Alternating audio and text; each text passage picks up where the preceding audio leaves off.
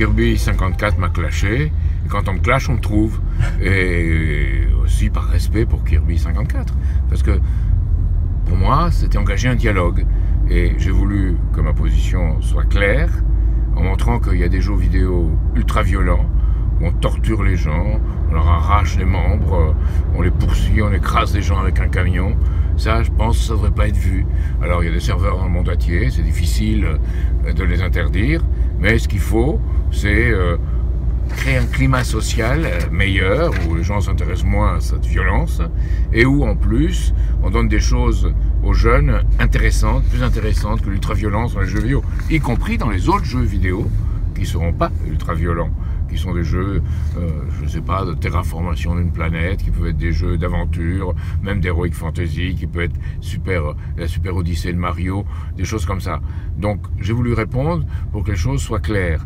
Je suis contre l'ultra-violence, y compris dans les jeux vidéo, mais aussi partout, parce que cette ultra-violence qui gagne notre société crée, en réalité, sans que souvent ils s'en aperçoivent, des complices de l'exploitation des milieux qui financent ce type de jeux vidéo. Et je vais ajouter quelque chose d'autre. David Grossman, sociologue américain, a bien montré que ces jeux vidéo sont une retombée d'entraînement, de méthodes d'entraînement dans l'armée américaine qui visait à désinhiber la volonté de tuer, que les gens puissent tuer. Et on l'a vu à Fallujah, on l'a vu ailleurs, ces soldats américains qui tiraient sur tout. Donc je pense que c'est très dangereux et que, évidemment, les gens qui vont voir des jeux vidéo violents vont tuer personne. Mais ça crée une addiction, une espèce de fixation, et c'est en ça que je vais répondre à Kirby 54, une fixation qui empêche la concentration de l'esprit vers des choses plus intéressantes. Donc voilà.